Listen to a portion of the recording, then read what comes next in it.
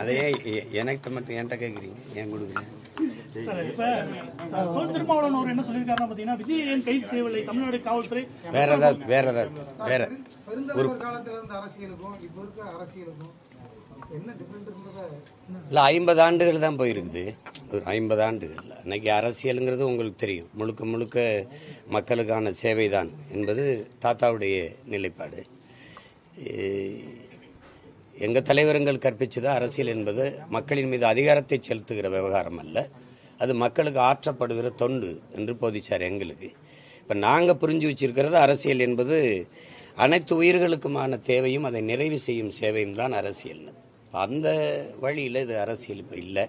அன்னைக்கு உண்மை நேர்மை இருந்தது, இன்னைக்கு ஊழல் லஞ்சமாக இருக்குது எல்லாமே. அன்னைக்கு எளிமை தூய்மையாக இருந்தது, இன்னைக்கு பெரிய ஆடம்பரமாக இருக்குது. திரையரங்கு செட்டுகள் போல், அரங்குகள் போல் இருக்குது. திரைப்பட இது செட்டு போடுவோம்ல, பிரம்மாண்டமாக இருக்குது எல்லாமே. அன்னைக்கு கொள்கை முதன்மையாக இருந்தது, இன்னைக்கு கூட்டம் முதன்மையாக இருக்குது. அப்போ இது இங்கே அரசியல் எப்படின்னா, ஒரு மிகுந்த ஒரு தொன்மமிக்க ஒரு வரலாற்றில் மூத்த ஒரு இனம், முதலில் பண்பட்டு நாகரிகம் அடைந்த ஒரு இனம் இந்த இனம். இதுதான் உலகத்துக்கு எல்லாத்தையும் கற்பிச்சிச்சு. இன்னைக்கு உலக அரங்கில் இது அவமானப்பட்டு தலை குனிஞ்சு நிற்குது. இது சேர சோழ பாண்டியர்கள் மூவேந்தர்களின் வாரிசு. எங்களுக்கு வள்ளல்கள் இருந்திருக்கிறாங்க, இலக்கிய பெருமை இருக்குது, வரலாற்று பெருமை இருக்குலாம் பேசிட்டு கடைசியாக எங்கேயும் நிற்குதுன்னா, இங்கே கட்டமைப்பு எப்படி வருதுன்னா, சாதி மதம் இது ரெண்டுமே ஒரு பெரிய போதையாக இருக்குது. அதுக்கப்புறம் சாராயம், அப்புறம் திரைக்கவர்ச்சி. இதில் இந்த சாராய போதை வீட்டை தான் பாதிக்கும், பெரிய அளவு இருக்குது. இந்த சாதி மதம் சமூகத்தை பாதிக்கும். இங்கே கல்வி நிறுவனங்களும் அரசியல் பேசாதேன்றாங்க. அந்த மாணவர் படிக்கிற போது எதுக்கு அரசியல்னு, சரி எப்படி படிக்கிறதே அரசியல் தான்.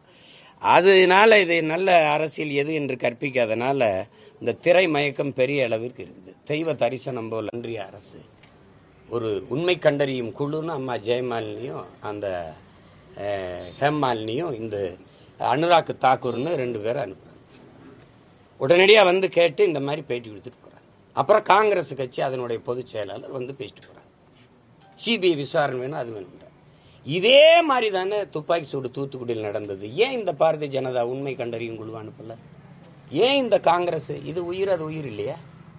அது மக்களின் பிரச்சனைக்கு போராடி சத்தான், மனு கொடுக்கத்தான் வந்தான். ஸ்டெர்லைட்டு எங்களுக்கு நிலம் நஞ்சாகுது, நீர் நஞ்சாகுது, எங்கள் வாழ்வாதாரத்தை பாதிக்குதுன்னு போராடி மக்கள் போராட்டம். அவன் வெகுண்டெழுந்து தன் உயிரை காக்க, நிலத்தை காக்க, வளத்தை காக்க வந்தான். அவனை சுட்டு கொன்னது யாரு? சுட சொல்லி உத்தரவு பிறப்பிச்சது யாரு? அதையே உண்மை கண்டறியும் குழு கேட்கல. அதையே இந்த 2 கட்சிகளில் ஒருத்தர் யாரும் கேட்கல.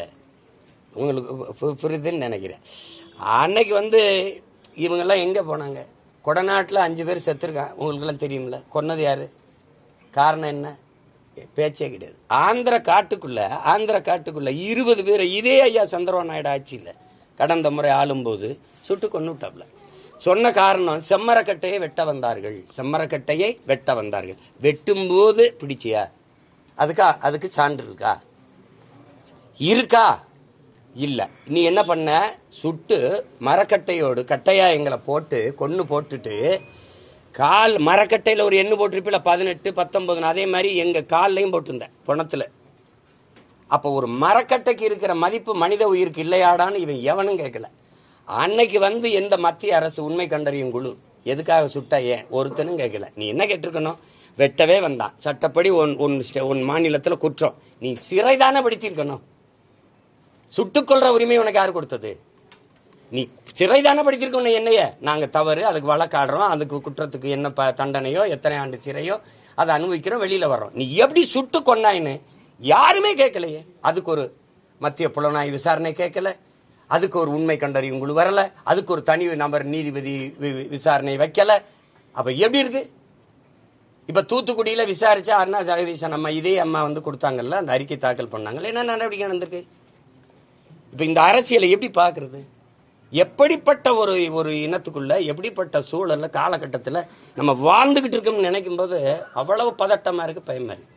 இதுக்குள்ளதான் நம்ம இந்த தலைமுறை பிள்ளைகளை விட்டு போறோமான்னு இருக்கும்போது எப்படி இருக்கு பாருங்க. அப்ப அந்த அந்த இறப்பை பற்றி ஒருத்தர் பேசலை. அந்த குடும்பத்துக்கு எங்களுடைய இரங்கல், அவங்க துயரத்தில் நாங்கள் பங்கேற்கிறோம், இது நடந்துருச்சு அப்படின்னு ஒரு வார்த்தை கூட ஒருத்தரும் பேசலையே.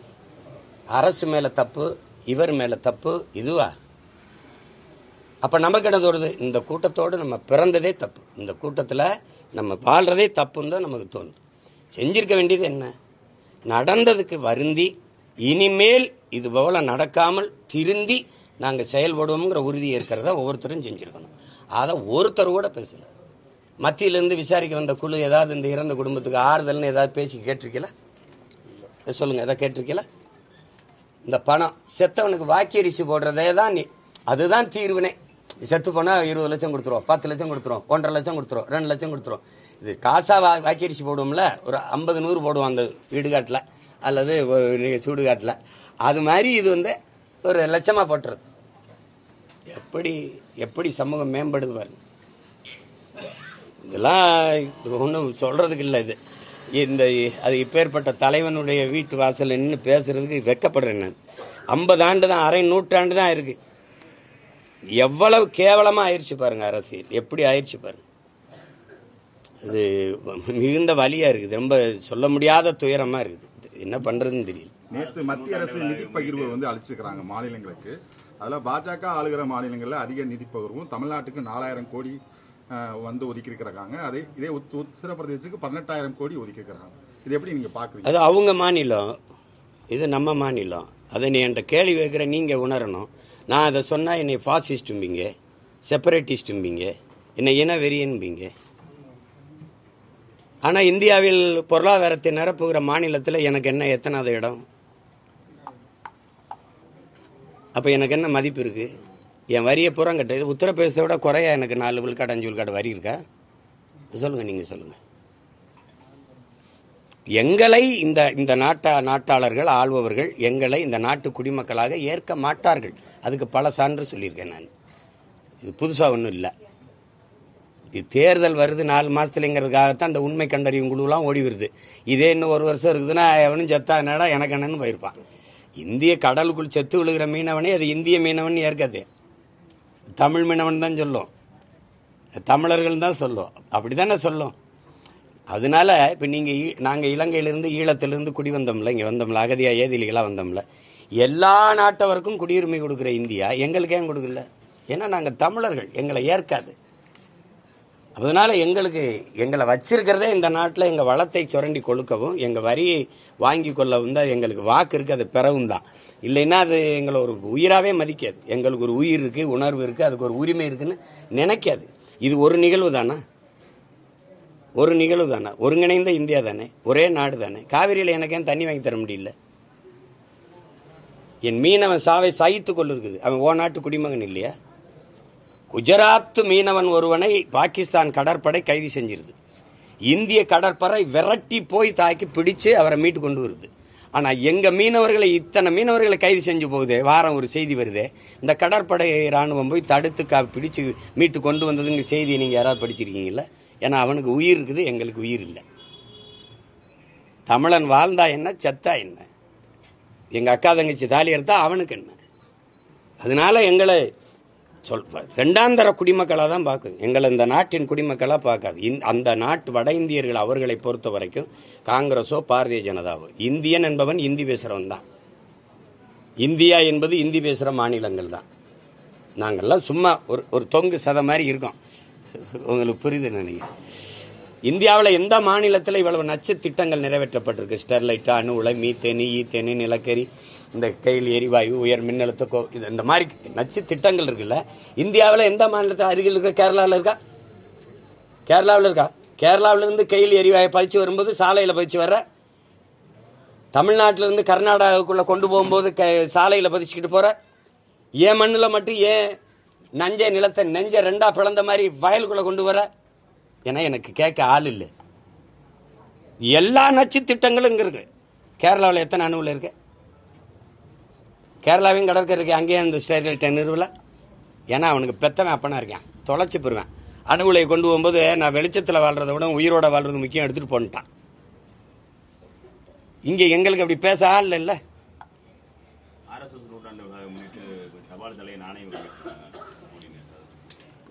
வெளியிடலைன்னா தான் நீங்கள் வியக்கணும். அவங்க அரசு, அவங்க அதிகாரம், அதுக்காக தான் 80 வருஷம் காத்திருந்து அதிகாரத்தை நிறுவிருக்காங்க, முழு அதிகாரத்தை நிறுவிருக்காங்க. இப்போ தானே கூட்டணி 2 ஆண்டு, அதுக்கு முன்னாடி இருந்த 2 ஆண்டும் முழு அதிகாரத்தை நிறுவிருக்கிறாங்க. இப்போ வெளியிடலைன்னா நம்ம வருத்தப்படணும், அது சந்தேகிக்கணும். அவ வெளியிடுவாங்க, இதெல்லாம் நடக்கும் தானே. அது தெரியாமல் தானே நீங்கள் வெளில வச்சுருக்கவங்க வாக்கு போட்டிருக்காங்க. சொல்லுங்க, திமுக வந்தால் எல்லா படத்தையும் அவங்க தான் வெளியிடுவாங்க, சினிமாவே அவங்க கட்டுப்பாட்டில் தான் இருக்கும், எல்லாமே அவங்க கட்டுப்பாட்டில் தான் இருக்கும் அப்படின்னு இப்போ பேசி பயன் இல்லை. வந்தால் இருக்கும்னு தெரிஞ்சுதான் நீங்கள் வாக்கு செலுத்திருக்கீங்க. அப்புறம் அப்போ இப்போ பேசி என்ன இருக்குது? விஷத்தை குடித்தா சாகும்னு தெரிஞ்சு குடிச்சுவிட்டு அப்புறமா என்னை காப்பாற்றுங்கன்னு கதறதுல பயன் இல்லை. இவர் தாவேக தலைவர் வந்து அவரோட சுய சிந்தனையோட அரசியல் நடத்தினார்னா வருங்காலத்தில் அவர் நல்ல நல்ல பெரிய நிலைக்கு போவாரு. அவர் பக்கத்தில் இருக்கிறவங்களோட பேச்சை கேட்டுட்டு அவர் வந்து சில விஷயங்கள் பண்றது வந்து அது நல்லதுக்கல்ல அப்படின்னு சொல்லிட்டு திருமாவளவன் வந்து ஒரு கருத்து வச்சிருக்காரு. இந்த கருத்து எப்படி பாக்குறீங்க? அந்த கருத்துக்கே நான் வரல, அதை விட்டுருங்க. அது எனக்கு சுய சிந்தனை இருக்குதுன்னா பக்கத்தில் இருக்க ஆளு எனக்கு நீங்கள் சொல்லு. இப்போ எனக்கு சுய சிந்தனை தான், எனக்கு எதுக்கு ஸ்ட்ராட்டஜிஸ்ட்? ஒரு தலைவன் ஒரு படையை வழிநடத்தினால் அது படையாக இருக்கும். ஒரு தலைவனே ஒரு படை வழி நடத்தினா அது படையாக இருக்காது. அது புரியுதா? இந்த மாதிரி பாடை தான் வரும், விளங்குதுன்னு நினைக்கிறேன். அதனால அதை போய் பேசி பயன் இல்லை. இனிமேல் இருக்கிற தலைமுறையாவது கற்பித்து எது அரசியல், எது நாட்டுக்கு மக்களுக்கு நல்லது, எதை நோக்கி நம்ம பயணிக்கணும்னு கற்பித்து கொடுக்கணும். இவ்வளோ பேர் செத்து கிடக்கிறான், மறுபடி குஷி படம் மறு வெளியீடு வந்ததுக்கு போய் திரையரங்க வாசலில் இளம் பெண்களும் பிள்ளைகளும் போட்டு ஆட்டம் போட்டுக்கிட்டு இருக்கிறத பார்க்கும்போது மனசு இப்படி நிம்மதியாக இருக்குமா, இல்லை உறக்கம்தான் வருமா அவங்களுக்கு? எதை நோக்கிடா நம்ம சமூகம் போயிட்டுருக்கு, நாடு போயிட்டுருக்குன்னு பதட்டம் வராதா? இல்லை, அவர் நீதிமன்றத்தை அணுகிறாங்களே, அதாவது அங்கே போய் அவங்க பாதிக்கப்பட்ட மக்களை போய் சந்திக்கணும், நீதிமன்றத்தை நாடி இருக்கிறாங்களே. ஏன்னா அவங்க அனுமதி மறுக்கிறதுனால தான் நாங்கள் போய் பார்க்க முடியும்னு சொல்லி இப்போ நீதிமன்றத்தை நாடி இருக்கிறாங்க. போய் கரூரில் பாதிக்கப்பட்ட மக்களை நான் சந்திக்கணும் அப்படின்னு நீதிமன்றத்தை நாடி இருக்கிறாங்க. அது அவங்க கட்சி, அவங்க முடிவு. அது எனக்கு அதில் கருத்து இல்லை. அவங்க போய் பார்க்குறதில்ல, அதில் கருத்து இல்லை, எனக்கு இது இல்லை. அதாவது அவர் தம்பியோட அந்த காணொலியை பார்க்கும்போது அவருக்கு அதில் அவர் பேசுனதில் அவருக்கு இதயத்துக்குள்ளே காயமோ வலியோ இல்லை. இருந்தால் அந்த மொழியில் அது வெளிப்பட்டுருக்கும். அது இல்லை. அதை கேட்கும்போது கஷ்டமாக இருக்குது. இப்போ நான் பேசி காட்டுறேன் பாருங்கள். இந்த மாதிரி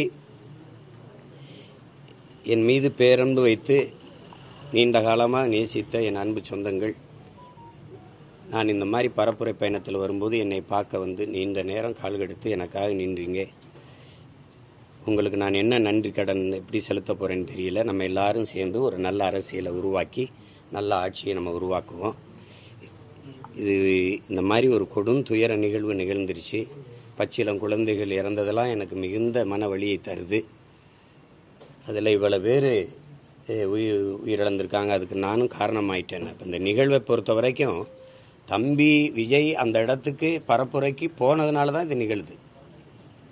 நான் போகலைன்னா அது நிகழாதுல்ல. நான் போனதுனால தான் நிகழுது. அப்போ காரணம் யார்? மற்ற இடத்துலலாம் நடக்கலை, இங்கே ஏன் நடந்துச்சுன்னு சொல்கிறது இல்லை. அப்போ அந்த இடத்துல நடக்கணும்னு நினைக்கிறீங்களா? அந்த இடத்துல ஏன் நடக்கலைன்னு நினைக்கிறீங்களா? இங்கேருந்து பறந்து போகிற அந்த வெளிநாட்டுக்கு போகிற அந்த குஜராத்திலேருந்து பறந்து போகிற விமானம் மட்டும் ஏன் வெடிச்சதுன்னு கேட்பீங்களா? சொல்லுங்கள், அப்படி கேட்பீங்களா? எல்லாரும் போகிற பேருந்து விபத்துக்குள்ளால் இந்த பேருந்து மட்டும் என் விபத்துக்குள்ளாச்சுன்னு கேட்பீங்களா? அப்படி கேட்குறதே தப்பு. ஆள் புகுந்தாங்க, கத்தியால் குத்துனாங்கன்னா மருத்துவமனையில் போய் பார்த்தேன். ஒருத்தர் கூட கத்தியால் கீறின காயத்தில் வந்து படுத்திருக்கலையே. காலில் கையில் காயம், கழுத்தில் காயம், எல்லாம் மிதிச்சது. அவங்களே சொல்கிறாங்க, மயங்கிட்டோம், கீழே விழுந்தோன்னா மிதிச்சிட்டாங்க. சில பேர் நாங்கள் போகிறோன்னா இல்லை தலைவர் வந்துடுவார், நில்லுங்கன்னு எங்களை நிறுத்திட்டாங்க. அதில் நெரிசலில் சிக்கிட்டோம், மயக்கம் வந்துடுச்சு, இதான் சொல்கிறாங்க. ஏன்னா காலையிலேருந்து சாப்பிடல, நீர் அருந்தலை. தம்பிக்கிட்டே கேட்குறாரு, தண்ணியை தூக்கி போடுங்க அப்படின்னு. ஒருத்தர் தேவைக்கு போடுறாரு. அப்போ சுற்றி இருக்க எல்லாருக்கும் தாகம் தானே. பேசும்போது அந்த வலியை அவர் கடத்தியிருக்கணும், ரொம்ப உருக்கமாக கடத்தியிருக்கணும். அது செய்யலை.